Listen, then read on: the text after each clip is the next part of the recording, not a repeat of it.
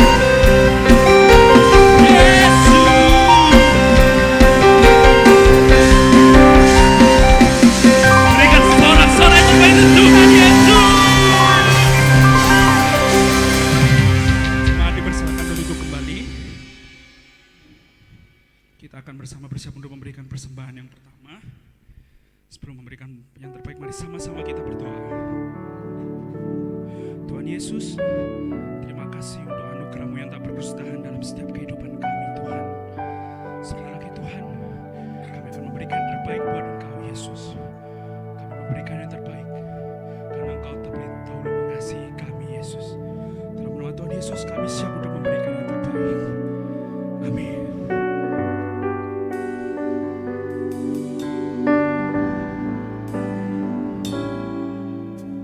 Roh Kudus hadir di sini, pribadi yang menawan dan suci.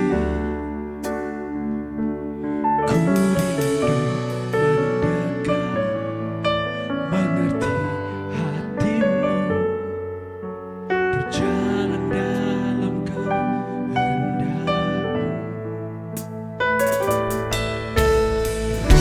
Kudus, manis dan lembut, penolong yang sejati dan suci. Ku rindu mendekat, mengerti hatimu, berjalan dalam kuasa-Mu. Bekerjalah, ya Roh Kudus, bertatalah lebih lagi urapan-Mu, lawatan-Mu. Kaulah yang ku perlu, Kau terutama di hidupku.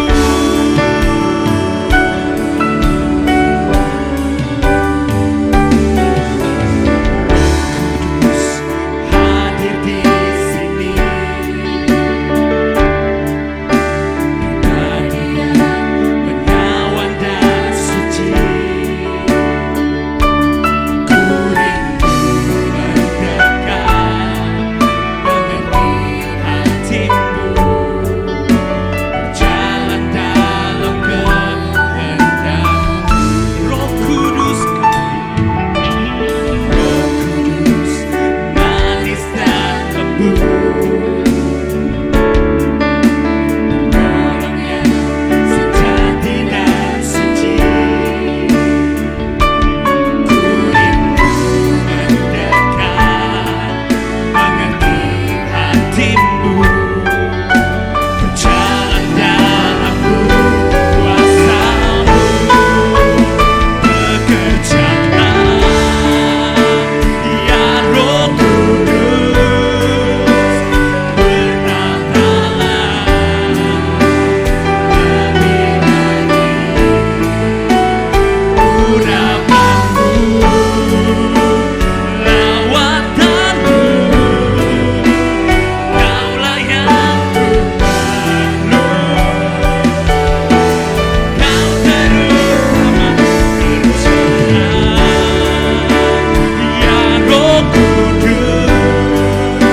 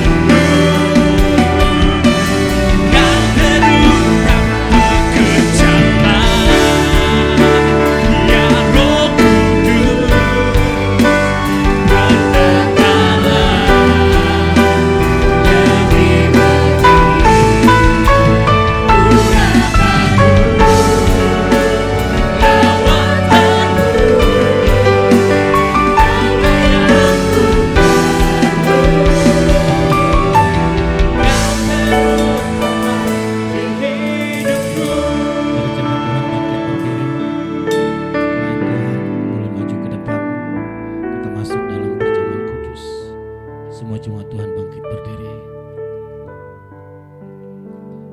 Ya Roh Kudus, bekerjalah.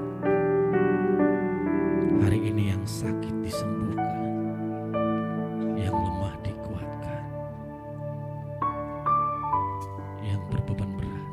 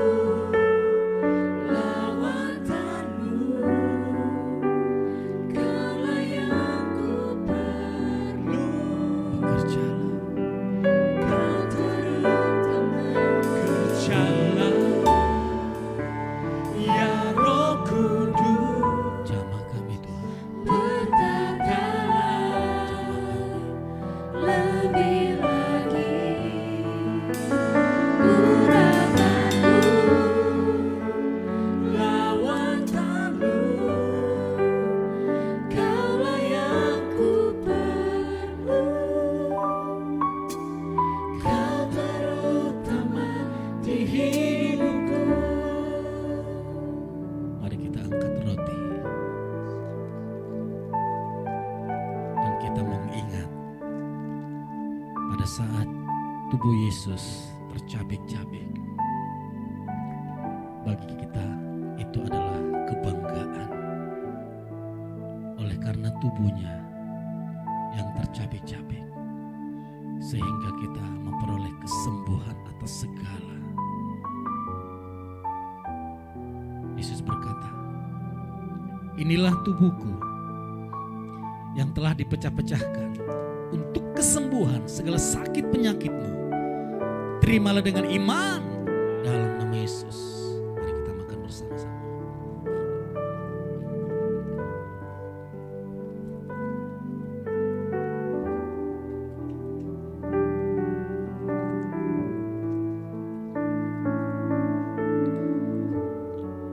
Mari kita angkat tinggi-tinggi cawan di atas kepala kita, yang di dalamnya kita bersekutu dengan darah Yesus. Darah yang menguduskan, menyucikan, menebus, yang melayakkan kita menjadi anaknya. Oleh darahnya, dengan penuh keberanian, dengan iman kita dapat berkata, aku dikasihi tanpa syarat, diperkenan tanpa henti, diberkati tanpa batas. Inilah darahku, darah perjanjian baru, yang telah dicurahkan untuk menebus segala dosa dan pelanggaranmu semua. Terimalah dengan iman dalam nama Yesus. Mari kita minum bersama-sama. Mari naikkan syukurmu kepada Tuhan atas segala pengorbanannya, segala kasihnya. Mari naikkan syukurmu bagi Tuhan. Bersyukur.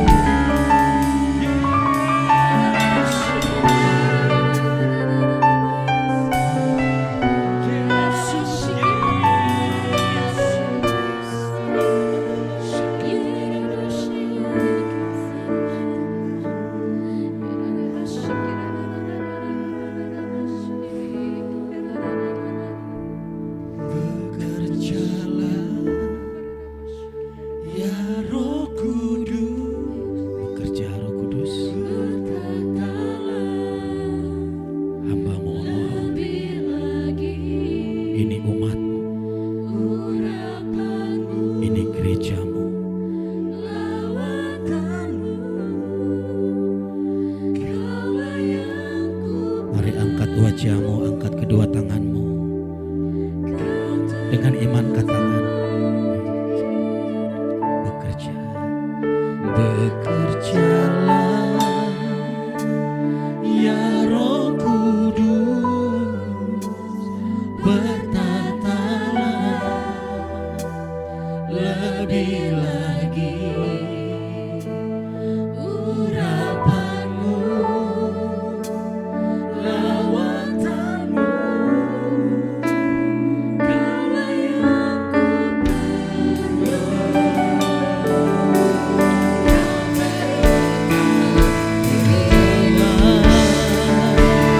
ya Roh Kudus, bertata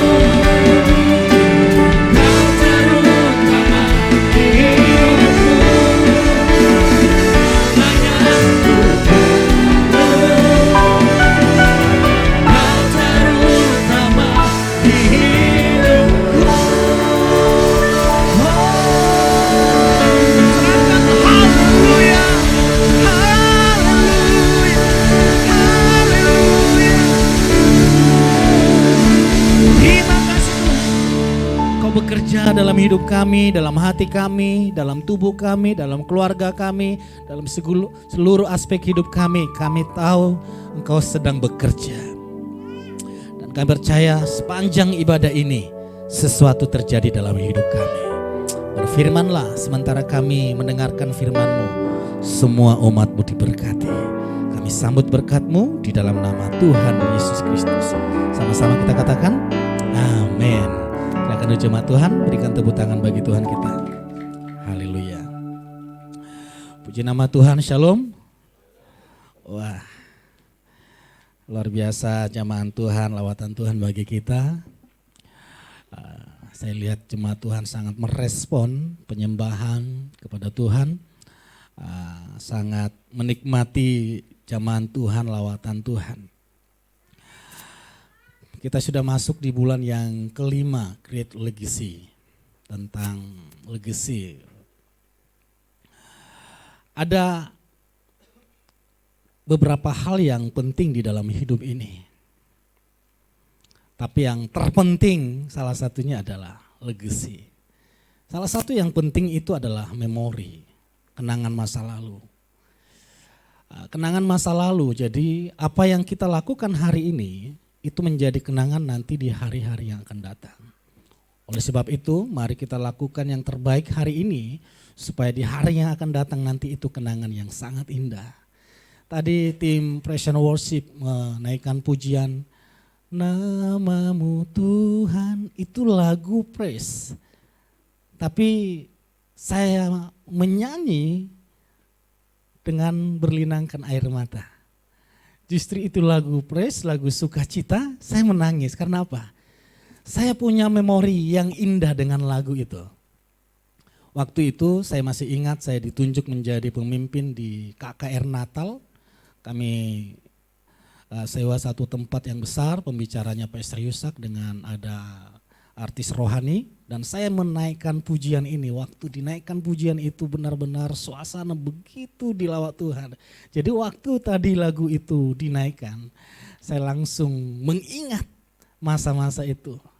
Saya mengucap syukur kepada Tuhan. Kita punya memori masa lalu yang indah, mungkin yang buruk.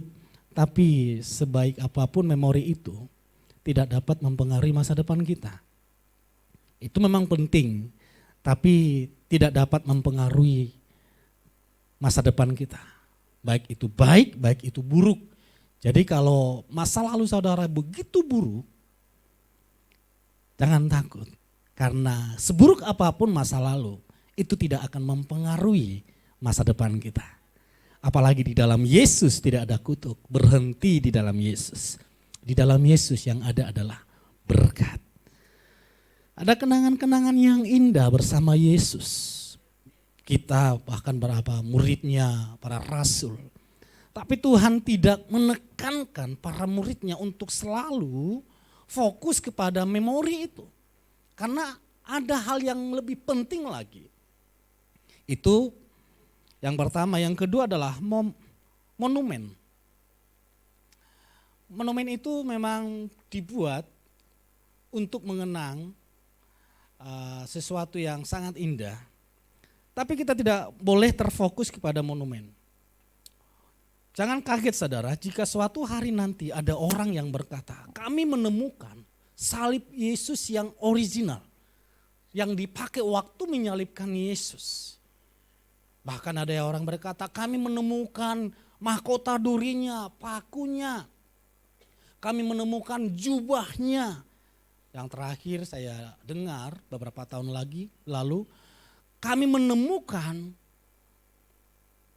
tabut perjanjian yang di atasnya ada tetesan darah Yesus. Itu bukan hal yang penting di dalam kekristenan. Dan itu tidak mempengaruhi mengubah hidup kekristenan. Mungkin hidup yang menemukan itu berubah. Tapi secara keseluruhan kekristenan tidak berubah. Tidak terpengaruh dengan hal itu. Karena apa? Karena tujuan Yesus bukan monumen. Jadi jangan kaget saudara, jangan kagum kalau tabut perjanjian ditemukan ada darah Yesus lalu dicek benar itu darah Yesus. Saudara jangan kagum akan hal itu biasa saja, bukan itu tujuan Yesus datang ke dunia. Amin. Yang ketiga adalah inheritance. Itu berbicara tentang warisan jasmani. Warisan ini memang perlu sih. Kalau boleh kita meninggalkan warisan kepada generasi atau anak-anak kita. Ada orang tua yang meninggalkan harta, rumah, tanah. Tapi tidak berhenti di sana. Tapi kalau saudara tidak dapat meninggalkan itu, saudara jangan kecewa. Karena tidak semua meninggalkan warisan seperti itu. Orang tua saya tidak meninggalkan warisan seperti itu. Tapi saya bangga dengan orang tua saya. Saya kagum dengan orang tua saya. Jadi anak-anak, jika anak-anak muda, jika orang tuamu tidak dapat mewariskan hal seperti itu, jangan kecut hatimu, jangan tawar hati. Sementara engkau melihat orang-orang lain dapat warisan, dapat tanah, dapat rumah. Sementara kita dapat warisan utang. Jangan kecewa. Banyak orang yang tidak meninggalkan warisan. Tapi yang satu ini semua orang harus ada. Yaitu legacy. Legacy itu harus ada. Legacy atau sesuatu yang harus dilanjutkan. Warisan yang harus dilanjutkan, dikerjakan oleh generasi selanjutnya. Kita punya memori yang indah, kenangan yang indah bersama pemerintah selama 10 tahun ini. Oke? Bahkan ada yang membuat monumen yang begitu bagus, begitu indah untuk mengenangnya nantinya. Tapi semua itu sia-sia jika tidak ada yang melanjutkan programnya. Jika tidak ada melanjutkan pekerjaannya. Itu yang terjadi di hakim-hakim, di para raja-raja. Mereka bertindak sebagai hakim, bertindak sebagai raja. Alami kemenangan, mereka mengandalkan Tuhan. Tapi apa yang mereka kerjakan tidak ada yang melanjutkannya. Sehingga generasi selanjutnya ditindas, dijajah oleh negara lain. Dan seperti itu berputar, seperti itu berputar, seperti itu. Kalau kita baca di Hakim-Hakim, saudara baca, coba dimunculkan ayat yang Hakim-Hakim 2 Hakim-Hakim 10 ayat 3 ada di slide-nya. Oke, sama-sama kita baca 1, 2, 3. Sesudah dia, Yair orang Gilead bangkit dan memerintah sebagai hakim atas orang Israel. 22 tahun lamanya. Ia mempunyai 30 anak laki-laki. Lalu dia mewariskan. Ada yang diwariskan, tapi yang dia wariskan harta jasmani. Yaitu 30 ekor keledai jantan. Habis itu mempunyai 30 kota. Satu anak, satu kota. Tapi karena tidak ada delegasi, maka setelah Yair meninggal, maka selesai juga karyanya. Begitu juga dengan Gideon. Dia punya banyak istri. Saking banyak istrinya, anaknya juga banyak, 70 anak. Tambah satu lagi dari gunditnya, jadi 71 anak. Dia memerintah puluhan tahun lamanya. Tetapi setelah Gideon meninggal, apa yang terjadi? Karena tidak ada yang melanjutkan apa yang Gideon kerjakan. Nah, anak satu-satunya yang dari gundit ini namanya Abimelek membunuh ke-70 anak kandung Gideon. Jadi seperti itu terus, sirkulasinya seperti itu. Di hakim-hakim, di raja-raja seperti itu. Muncul Daud pintar mendelegasikan kepada Salomo. Tapi setelah Salomo tidak ada delegasi lagi.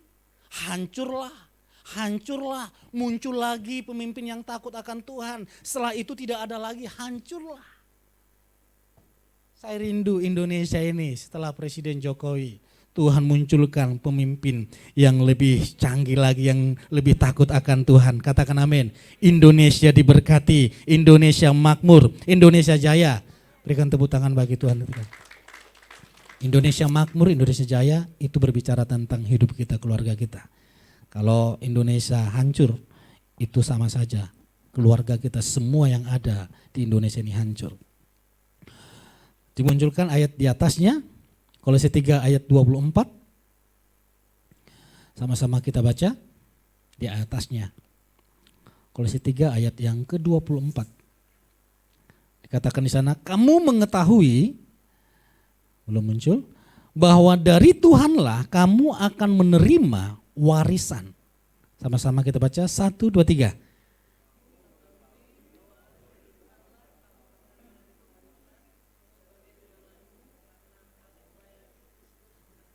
Warisan yang di sini bukan berbicara tentang legacy, tapi tadi yang saya bahas warisan yang satu, yaitu warisan harta benda.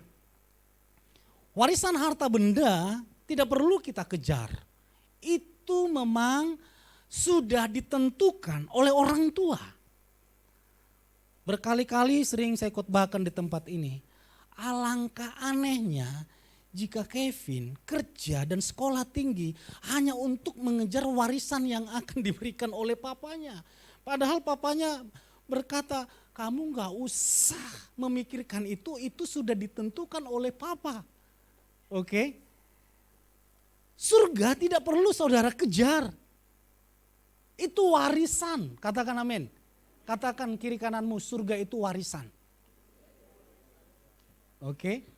Jadi jangan sampai saudara datang beribadah ke tempat ini, melayani hanya untuk memikirkan supaya saya masuk surga.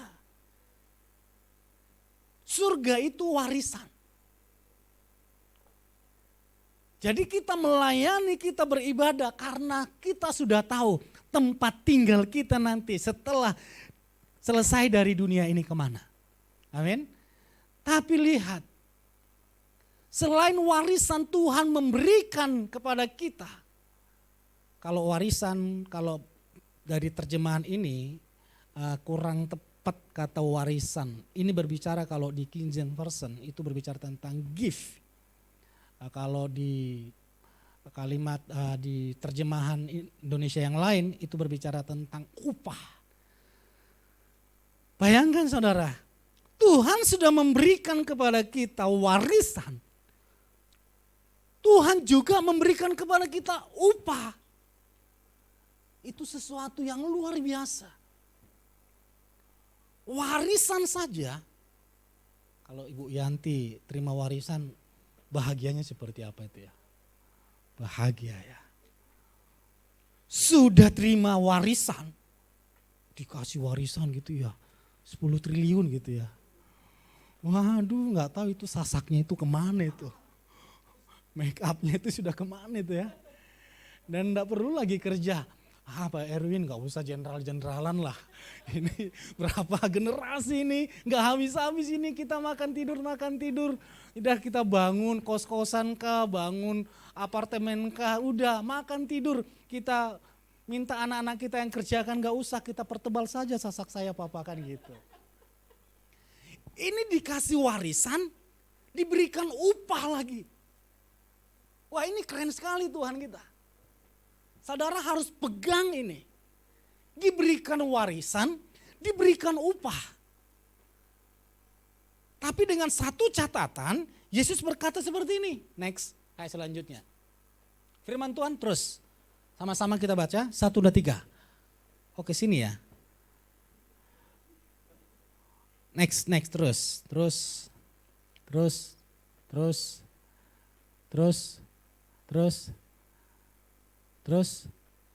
terus. Oke, sama-sama kita baca. 1, 2, 3.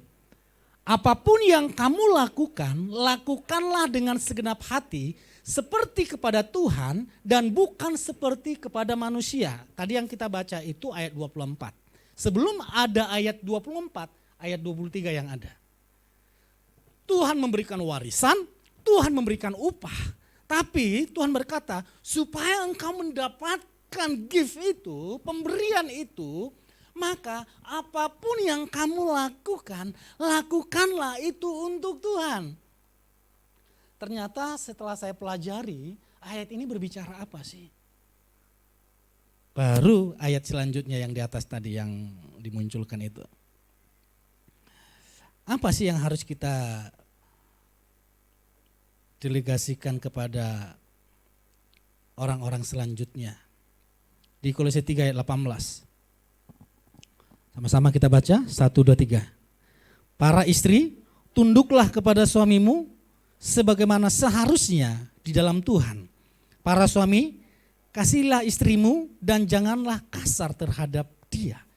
Jadi ayat 24, ayat ke-23, sebelum itu muncul, ayat ini terlebih dahulu muncul. Maka dikatakan apapun yang kamu lakukan, lakukanlah untuk Tuhan. Hai istri, tunduklah kepada suamimu. Jika engkau sulit tunduk kepada suamimu, lakukanlah itu semua untuk Tuhan. Hai para suami, kasihilah istrimu. Jika engkau sulit mengasihi suamimu, karena mungkin istrinya agak membuat rewel, membuat sakit hati, tersinggung seperti apa. Tapi firman Tuhan berkata, lakukanlah semua itu untuk Tuhan. Karena dari Tuhanlah engkau menerimanya, katakan amin. Jadi poinnya adalah istri tunduk, suami mengasihi. Istri tunduk, suami mengasihi. Ini harus didelegasikan kepada generasi selanjutnya.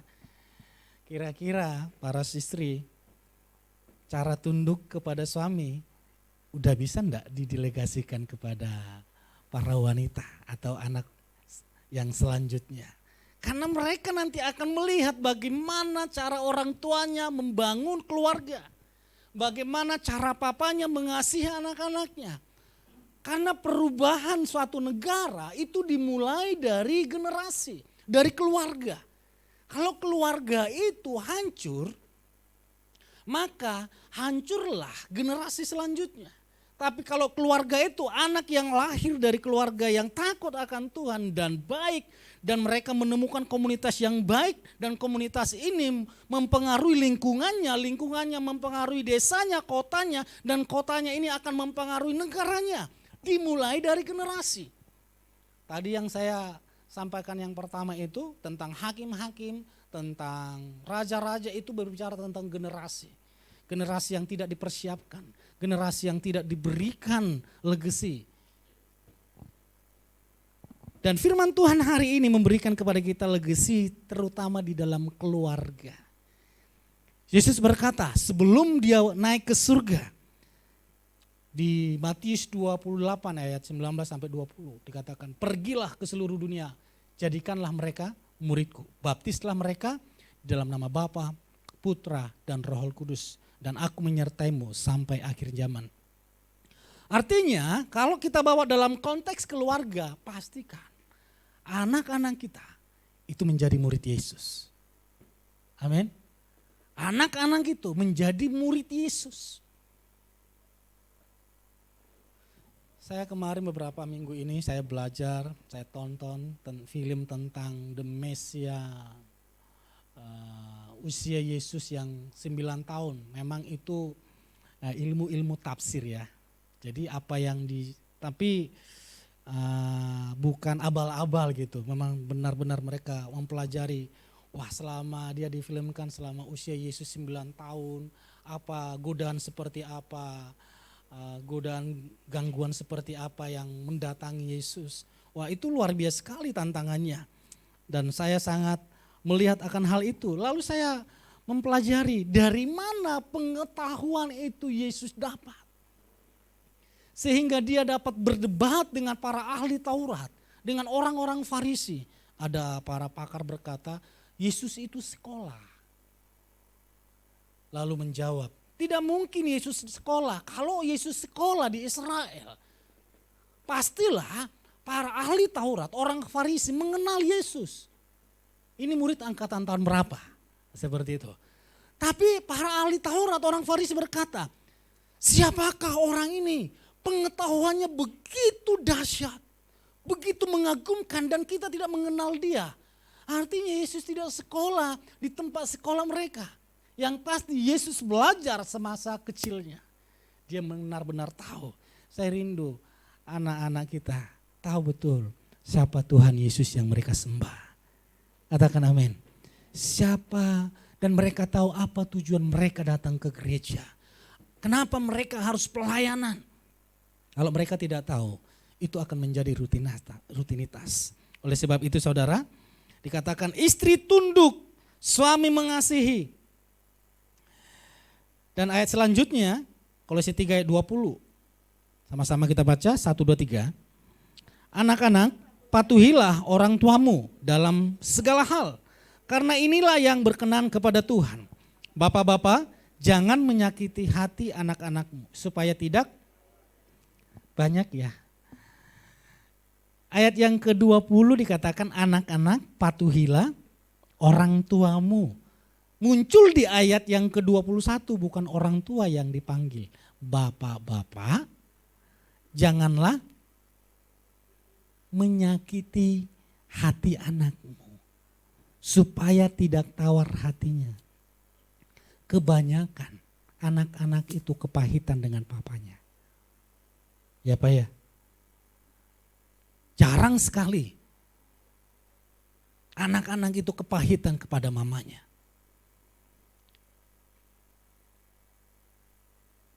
Kebanyakan anak-anak itu kepahitan kepada papanya. Karena papa apa?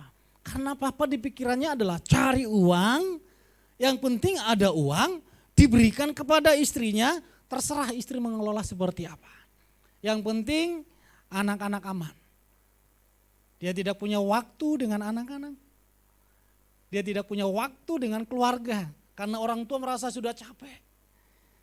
Bahkan di zaman itu, karena itu Paulus berkata di zaman itu, bapak-bapak sering sekali membuat anak itu tawar hati. Karena anak-anak dianggap seperti budak atau pembantu. Karena itu di ayat di atas dikatakan, anak-anak patuhilah orang tuamu dalam segala hal. Karena konsepnya di zaman itu seperti itu. Tidak boleh bantah. Kalau sekarang anak-anak dilarang main HP, dilarang main game. Orang tua yang dimarahin toh. Sudah terlalu lama main gamenya, sudah terlalu lama main laptopnya, main HP-nya. Udah istirahat dulu, bentar mah tanggung mah. Bentarnya itu loh. Bukan 1 menit, 2 menit. Bentarnya itu berjam-jam.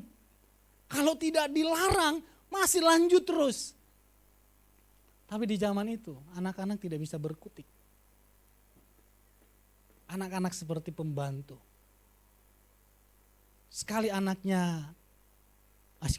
papa berbicara, anaknya langsung. Saya masih ingat waktu itu cara papa saya mendisiplin kami. Papa saya nggak banyak ngomong, cuman lihat aja.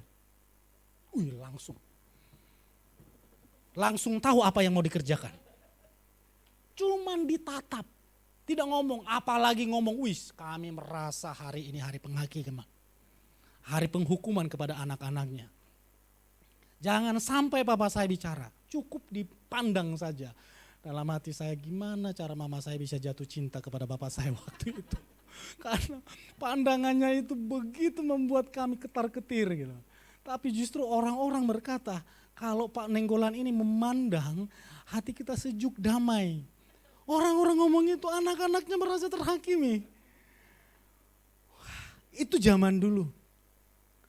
Tapi sampai sekarang firman ini masih berlaku. Bapak-bapak jangan sakiti hati anak-anakmu supaya tidak tawar hatinya. Sebagai anak-anak, anak muda, tetaplah patuhi orang tuamu. Walaupun mungkin orang tuamu itu tidak pantas diteladani. Tidak layak untuk dicontoh. Tapi taatilah. Karena apa? Suatu hari nanti engkau juga akan punya anak. Apa yang engkau lakukan? Engkau akan melihat anak-anakmu itu taat. Seperti yang engkau lakukan. Engkau sedang memberikan legacy kepada generasi selanjutnya. Oleh sebab itu orang tua tadi berikan legacy kepada anak-anakmu. Supaya anak-anak itu tahu bagaimana cara menghormati, tunduk kepada suaminya. Jika tidak, nanti dia akan melanjutkan di dalam pernikahannya. Waktu papa mama saya membangun rumah tangga, seperti ini yang diperlakukan oleh mama saya kepada papa saya. Maka hal yang seperti itu dilanjutkan lagi di dalam rumah tangganya. Ini membuat banyak pertengkaran. Tapi jika dilihat ada teladan yang baik dari papanya, seorang laki-laki juga melihat, papaku cara memimpin keluarga seperti itu.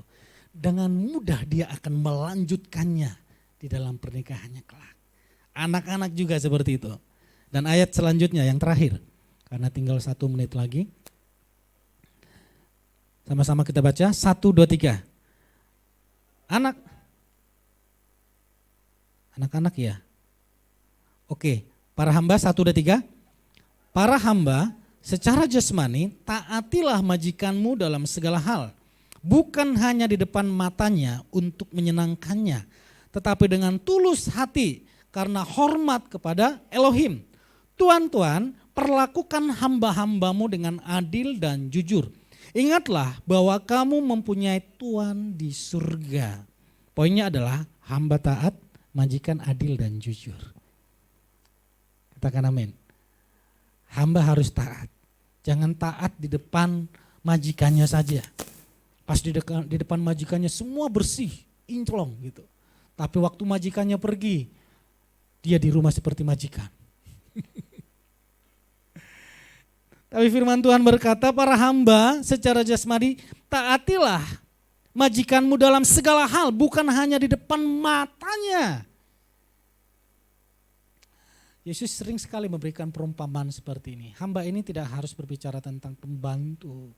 Ini juga berbicara tentang pelayan Tuhan. Ini juga berbicara tentang karyawan. Sering sekali para karyawan itu hanya rajin bekerja kalau di depan pimpinannya.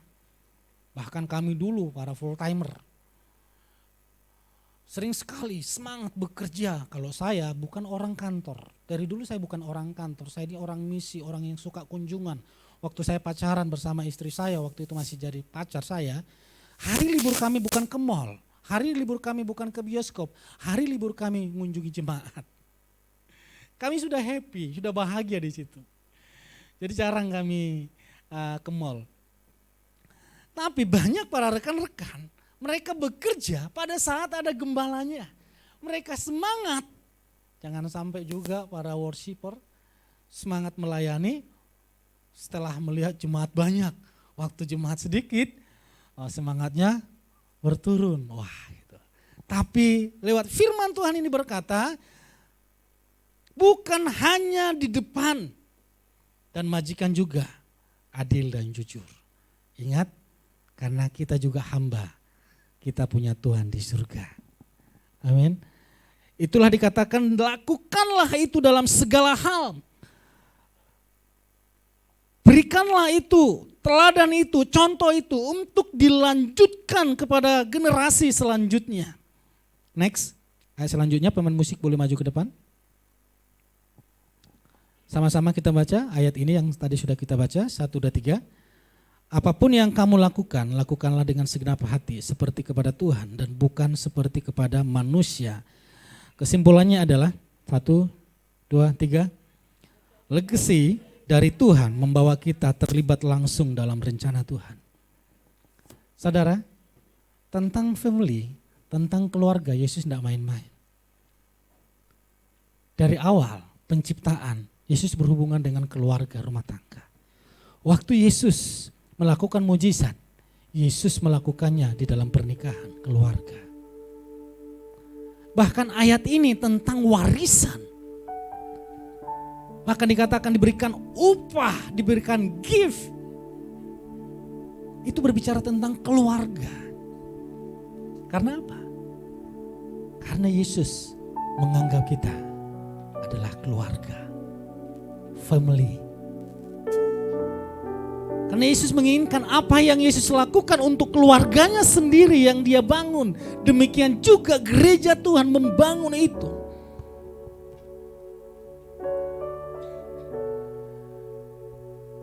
Muncul generasi yang melayani di tempat ini. Dari keluarga Pak Erwin, keluarga Pak Legowo, keluarga Pak Noel, keluarga Pak Roni, keluarga Niko, keluarga siapa lagi? Keluarga Pak Yohanes.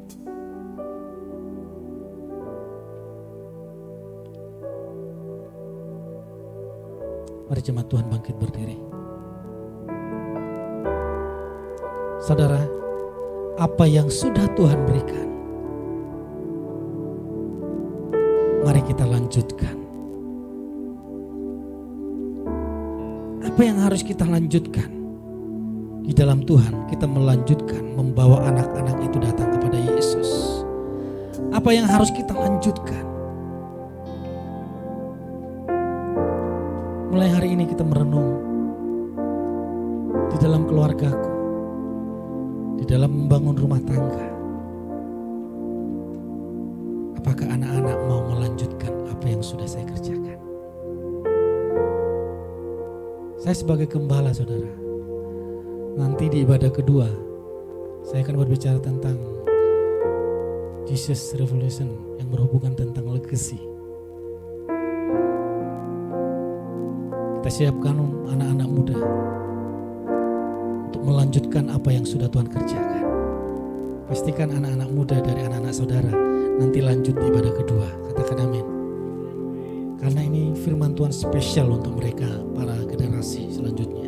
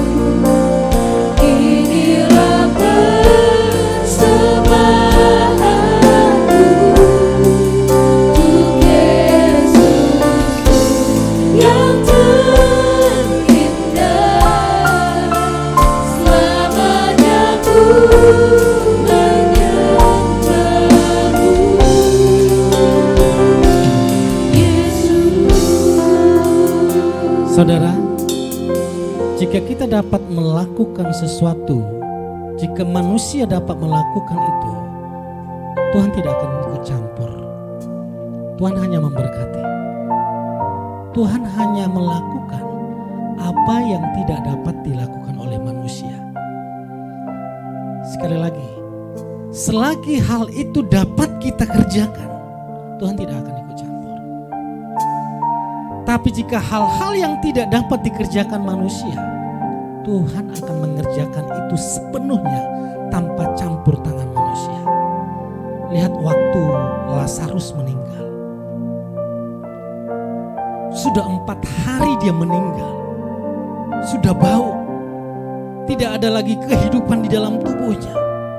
Semua sudah mati. Manusia tidak dapat menghidupkan itu. Dan Tuhan menghidupkan itu tanpa campur tangan manusia. Yesus hanya memanggil Lazarus, kemarilah. Tanpa campur tangan manusia. Tapi setelah itu Tuhan berkata, bukalah pintu, bukalah batu yang menutup gua itu. Yang kedua, bukalah kain yang menutup tubuh Lazarus. Artinya apa? Membuka pintu apakah bisa dikerjakan manusia? Bisa. Tuhan tidak mau buka pintu. Itu urusan manusia. Apakah manusia dapat membuka kain yang menutup Lazarus? Bisa. Tuhan tidak mau membuka itu. Kamu bisa melakukan kan? Lakukan. Lakukan. Tuhan hanya memberkati apa yang dilakukannya. Tapi menghidupkan orang yang mati, apakah manusia bisa melakukan? Maksudnya adalah mengasihi istri, menghormati suami, taat kepada orang tua. Orang tua, bapak-bapak mengasihi anaknya. Apakah itu dapat dilakukan manusia? Lakukanlah. Tuhan tidak ikut campur akan hal itu. Jika tidak dilakukan, maka rumah tangga itu akan hancur.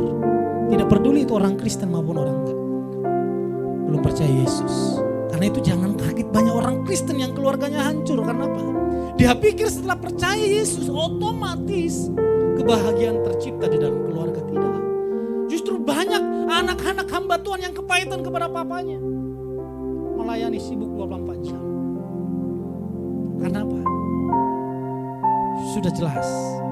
Apa yang bisa kita kerjakan, Tuhan tidak akan ikut campur.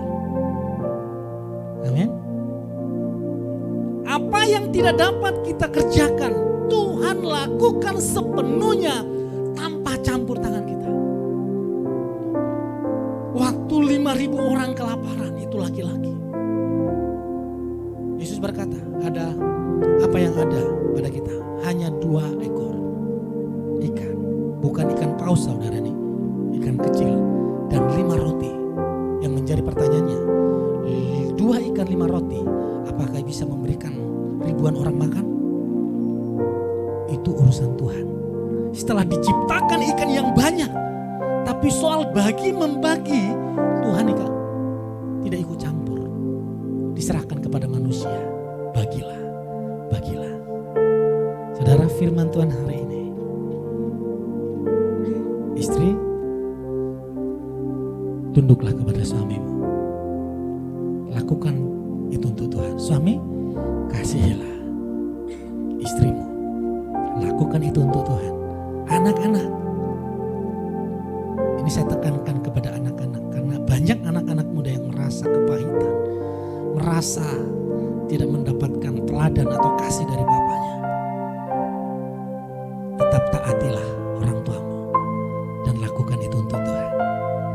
Anak-anak, orang tua, bapak, jangan membuat tawar hati anakmu. Para hamba, taatilah Tuhanmu. Para Tuhan, berlaku adillah dan jujur kepada hamba-hambamu. Dan Tuhan memberkati apa yang kita lakukan di dalam Dia. Berikan tepuk tangan bagi Dia. Kita akan masuk dalam pengurapan minyak. Legacy. Apa yang sudah saudara kerjakan, legasikan. Delegasikan kepada anak-anak selanjutnya atau generasi selanjutnya.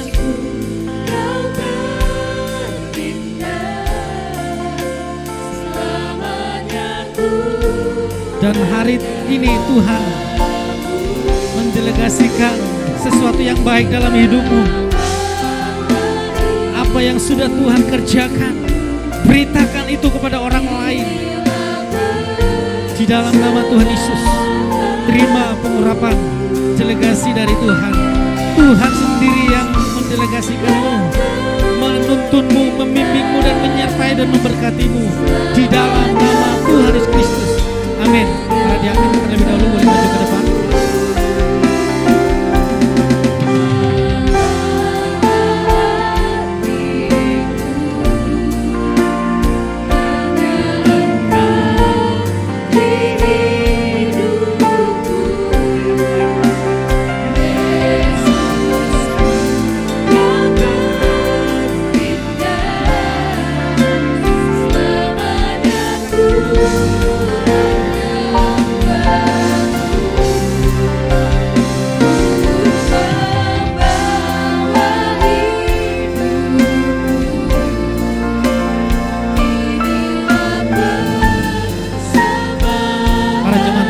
Maju ke depan.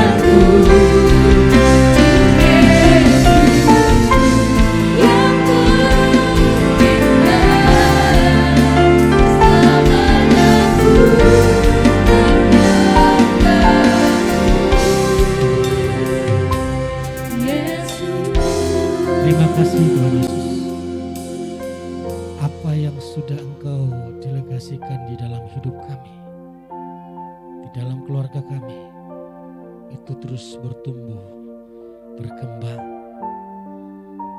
Karena kami yang terlibat di dalam pekerjaan Tuhan, sesungguhnya kami berada dalam rancangan Tuhan, dalam berkat Tuhan, dalam pemeliharaan Tuhan. Terima kasih Tuhan Yesus, Engkau sungguh baik. Kami semua telah menerima delegasi dari Tuhan, bahwa keluarga kami, keluarga yang mengasihi, keluarga yang tunduk, keluarga yang taat. Terima kasih Tuhan buat akan firman-Mu hari ini, dan kami mau melakukannya karena Engkau sudah mengerjakannya dalam hidup kami. Dan tiba waktunya ya Tuhan, kami memberikan persembahan persepuluhan, karena Engkau selalu memberkati kami dan memelihara kami.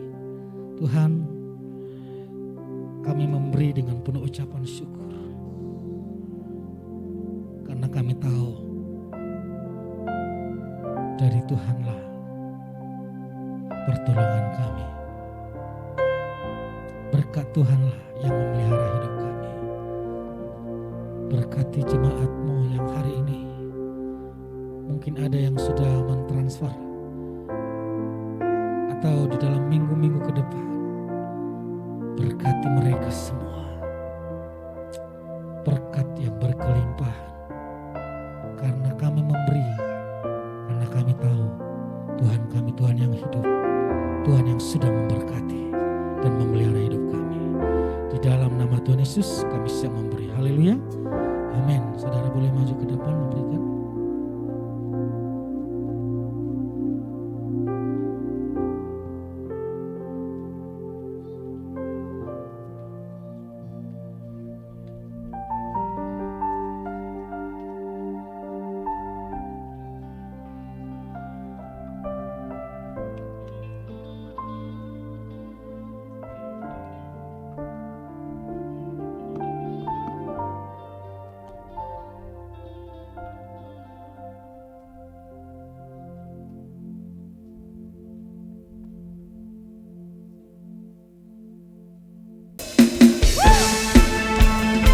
Sebab kita adalah orang-orang yang dipilih untuk menang, amin.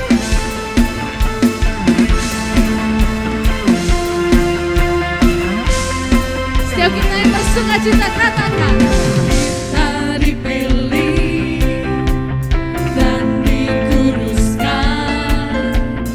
untuk memberitakan perbuatannya. Sekarang saatnya